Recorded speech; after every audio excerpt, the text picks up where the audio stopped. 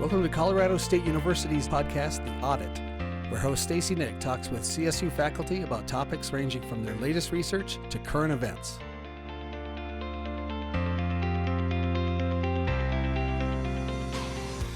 Consumers today can get just about whatever they want, whenever they want. Since the COVID-19 pandemic began in 2020, same-day, next-day delivery, something that was previously considered more of a premium service, is a normal and even expected way to shop. But what does our get-it-now method of online commerce mean for the supply chain, especially one that has been so precarious in the post-pandemic era? Zach Rogers is an associate professor of operations and supply chain management at Colorado State University's College of Business. Today, we're speaking with Rogers about how this model of shipping became so ubiquitous and the impact it's having on the supply chain and commerce in general. Hi, Zach. Thanks for being here today. Thanks for having me. As we're heading into the 2023 holiday shopping season, a lot of that money is going to be spent online, and a lot of that will be spent at sites like Amazon, where you can often get your purchase at your door within 48 hours. I want to start by having you explain how fast delivery works. How are we able to push a button and presto, there's a delivery box at the door? It's not magic, but it feels a little bit like magic. It's not magic. It's just sophisticated science, and sometimes it's hard to tell the difference. My actually background was as an operations manager at Amazon before I came back to school. And we were sort of in the early days, this would have been 2010, 11, and 12, the early days of figuring this out.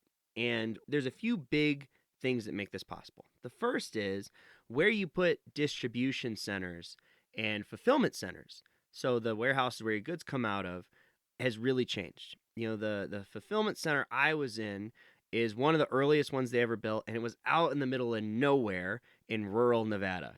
And that was totally based on cost. And that's sort of how warehouses had always worked. How do we have giant boxes somewhere cheap as just a waypoint?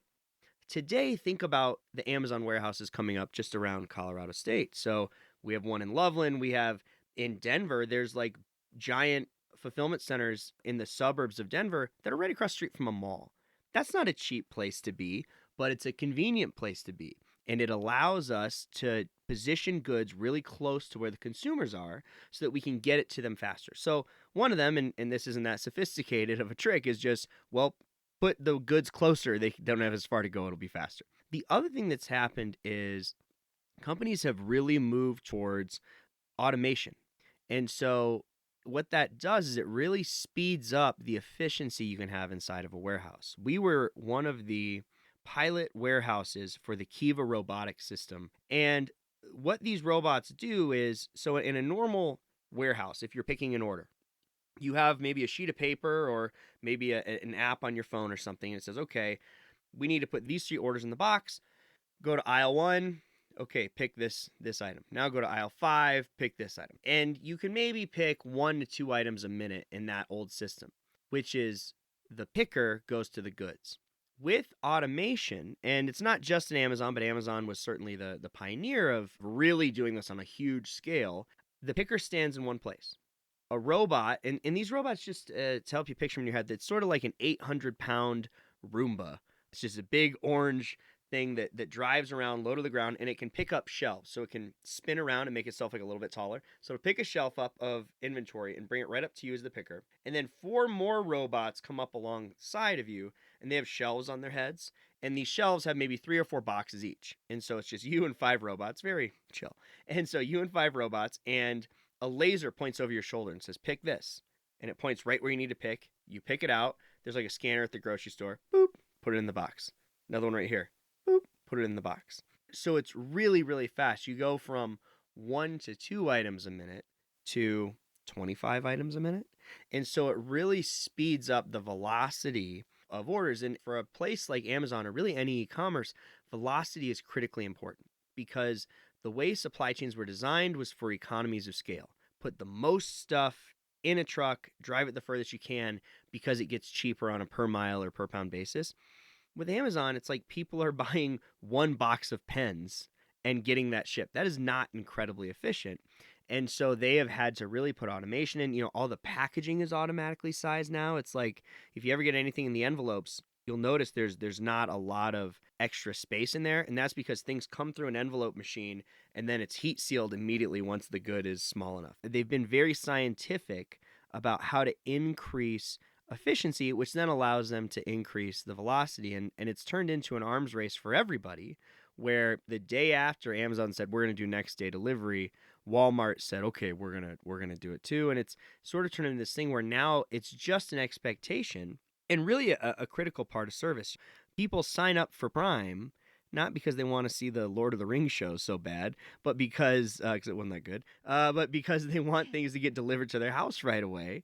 And Amazon knows, even if we're losing money on it, which sometimes they still do, Prime drives the flywheel of the whole company. So having really high levels of service is the number one goal for many of these e-commerce platforms.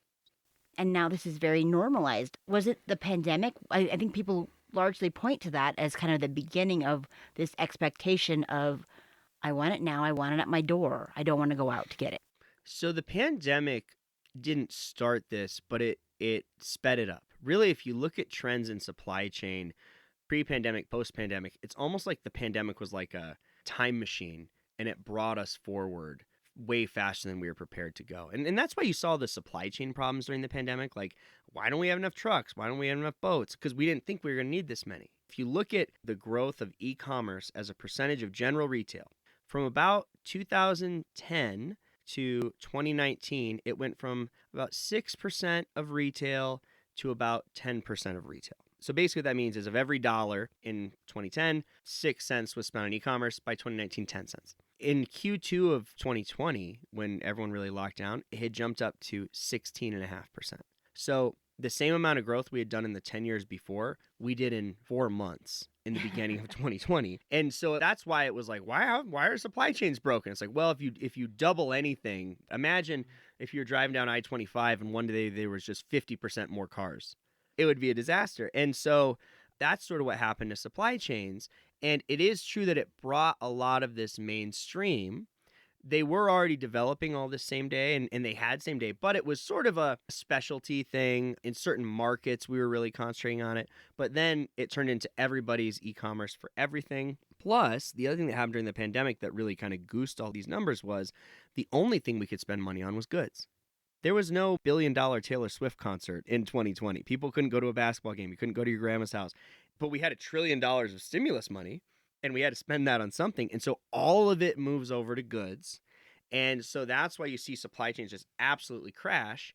And all these other companies wanted to take advantage of this $1 trillion.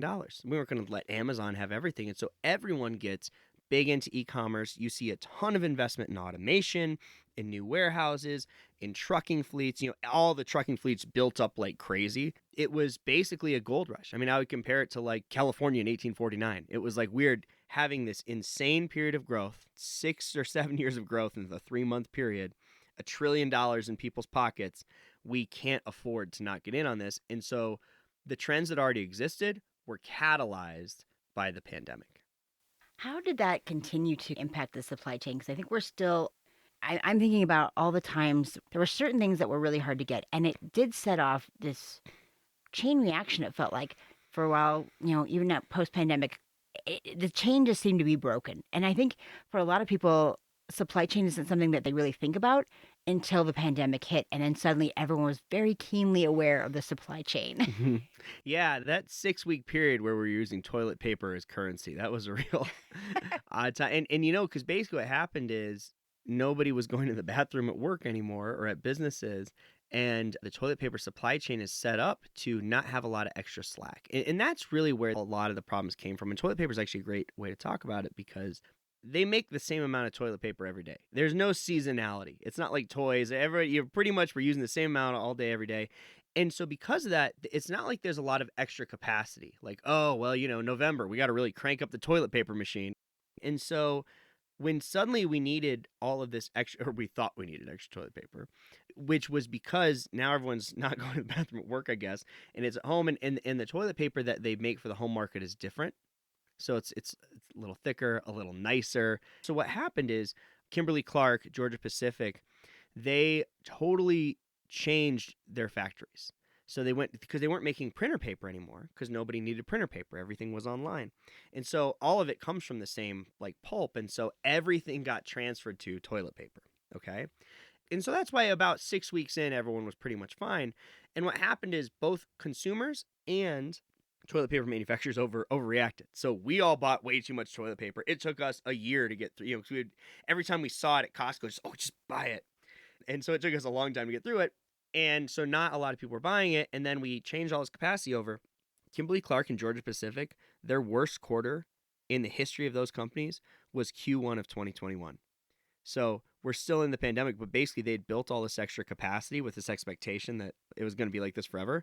And everything kind of went back to normal. And so you see these repercussions throughout supply chains. With all the buying that was happening during the pandemic, as you mentioned, that we had all this money and we're looking to spend it, and we were looking to spend it online. This has become a real challenge for physical retailers. They've had to really change their game as well. They're offering drive up and same day delivery service in an effort to compete with organizations like Amazon. How has that impacted their logistics?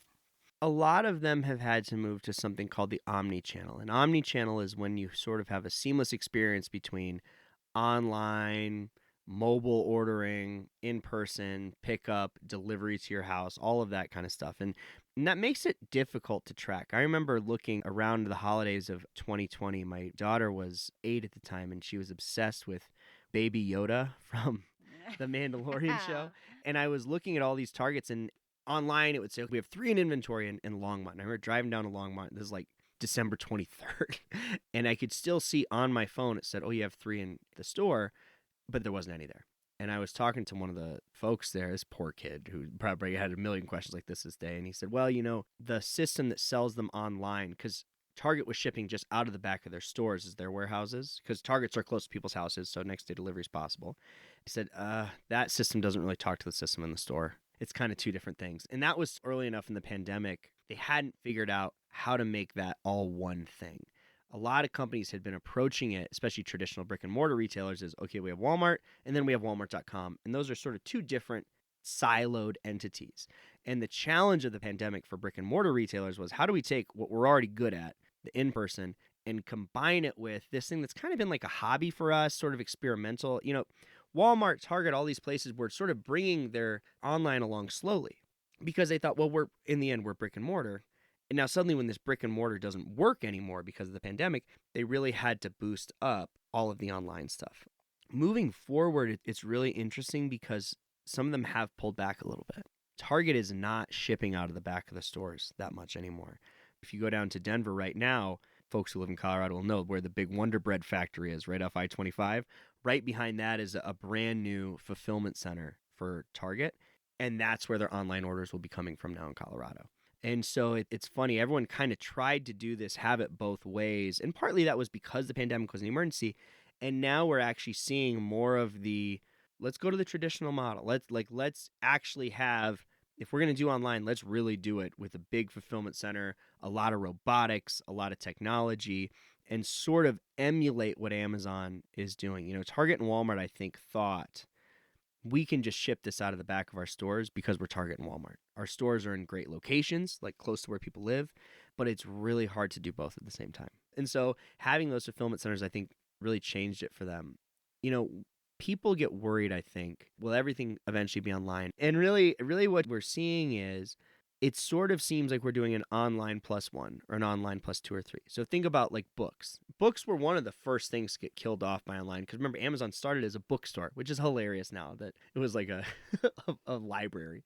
And so there's basically one big book chain left, Barnes & Noble. Walden is gone. All of the other bookstores that used to be in the mall, all those bookstores are gone. But you still need a bookstore. There still needs to be a place where it's like, hey, my kid has to do a book report. It's 8 o'clock at night. My daughter's in a middle school now, so I'm familiar with this. We got to get a book. Let's just go to the Barnes & Noble. And so you're seeing a lot of 1 to 2 stores kind of in each area stick around. Now, sometimes some of those shift over, like Bed Bath & Beyond is gone. People go to Target to get towels or whatever. And so there will always be a need for brick and mortar. That will never go away because it's just easy and convenient. And there is limits to online. And we saw what some of those limits are. The other thing with online is it's kind of come time for some of them to show real profit.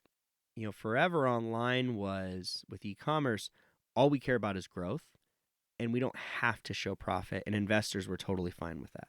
Well, now that the rate of growth has slowed down, because we said it was 16.5% during Q2 of 2020, now it's about 15%, and it's sort of stabilizing and kind of returned as like a regression to the mean. We're kind of back on the trend line. And so now we'll continue to see some slow growth, but we've built up more capacity than we need for the levels we're at now. And so now a lot of investors are sort of thinking, well, can you show some return? Can you show some profit? And so you won't just see this rampant craziness where we're fine losing money as long as we grow, because kind of everybody knows about e-commerce now. It's not like 10 years ago when people's aunts didn't know how to go on Amazon and buy something. Everybody learned how to do it. Grandma's using click lists. Everyone knows how to do stuff now. And so I think that will be a big factor going forward as we sort of balance out this e-commerce to brick and mortar and figure out where equilibrium is. Now, I want to talk a little bit about one of the unintended consequences of the fast delivery model is that we also have a lot more buyer's regret. I was reading that the total value of returned goods in the U.S. now exceeds our defense budget. What kind of ripple effect is that going to have? Yeah, National Retail Federation, I think it was $814 billion of returns last year, which is, just to put that in context, is about the GDP of Turkey, which is a G20 country. So it's a lot. And so it's become a culture of returns, and there's no putting that toothpaste back in the tube. I have had conversations with large companies about how do we reduce returns. It's like, well, you reduce sales. That's how you do it. Especially online, if you look at something like apparel, the average rate of return for apparel bought in a brick and mortar store is about 9%. E-commerce is 30%. So it's triple. And sort of between 2 to 3 times return rate for e-commerce is a pretty good number. For some stuff like electronics, maybe it's like 1.5. But generally it is higher for e-commerce. I had a lady in one of my classes and we were talking about, who does a lot of returns. And she said, well, my brother is getting married over the winter break. And so I bought 9 dresses and I'm going to try them all on and I'll keep one and I'm going to send the other 8 back. And that is like a totally normal, regular approach that people take because you can't try it on if it's online. I mean, they tried to do the thing where it's like, yeah, send your Echo all your dimensions and we'll, transpose it over your body. And that people didn't like that. It's much easier to just do returns. And so returns is a gigantic part of the economy. We've been tracking something called the secondary market ever since 2008. I started this as an undergrad when I was a research assistant. And basically what we look at is the value of all the goods that move through secondary channels. Salvage dealers, online auctions, dollar stores, pawn shops, value retailers. A value retailer would be like Nordstrom Rack, outlet malls. It was $715 billion last year, which is 3% of GDP. So this gigantic piece of GDP is just the goods being resold through these secondary channels. And so that does have a big impact because it's expensive, but there's a lot of good to it actually. People tend to focus on, we have to send a truck to go pick it up, but resold goods, whether they're excess inventory or returns, go back into the system. And every system has drains, and these drains are really important to certain parts of the economy. There's a lot of little towns. Like I grew up in Nevada, and in Nevada, there's basically 2 cities. There's Reno and Las Vegas, and then a bunch of little places in between. And there's a lot of little towns that they're not big enough for a Walmart, but they have a Family Dollar. And this Family Dollar or Dollar Tree or something, probably a lot of their goods are secondary market goods. So, here's some lunch boxes for a movie that didn't do as well as we thought it would. Target didn't sell them, but now we have them. Or here's some canned goods or some shoes or school supplies. And so it actually, a lot of that $715 billion does kind of a social service because it moves to retail deserts and places that, that's not our first choice to sell these lunch boxes in Hawthorne, Nevada. But for the people who live in Hawthorne, Nevada, who are there because there's a military base, basically, it's great. Like, now we can get the lunch boxes from the new Spider-Man movie or whatever. They weren't going to come out here otherwise. And so there's a social good to it. The other thing is all $715 billion of those products would have otherwise ended up in a landfill. And so from a social and environmental sustainability piece, returns are actually not the worst thing in the world. We tend to focus on, you see that $800 billion number that you mentioned, like, we're so wasteful. We're the bad guys in the Hunger Games. And maybe there's some truth to that. I don't know. But all of that recycled stuff usually ends up in a pretty good place. The last choice is landfill. Companies hate to throw things away because it costs money to throw things away, and it's not great for your reputation. We have gotten such robust reduce, reuse, recycle, remanufacture programs in the US now, and a lot of it has actually been fueled by these rates of returns. And in terms of companies going to someone and saying, hey, we'd like returns to go away, good luck. Good luck getting Gen Z, who has never not known a world where they could pull out their phone and order something on Amazon and then return it instantly and for free if they don't want it. Good luck getting them to think, oh yeah, maybe I don't want returns. It's baked into the cake now. There's no getting around it. And so for now, for companies, it's how do we maximize the return we can get from this and turn returns from something where it's a loss center to a profit center. And that profit tends to do, as a byproduct, some social and environmental good. Zach Rogers is an associate professor of operations and supply chain management at Colorado State University's College of Business. I'm your host, Stacey Nick, and you're listening to CSU's The Audit.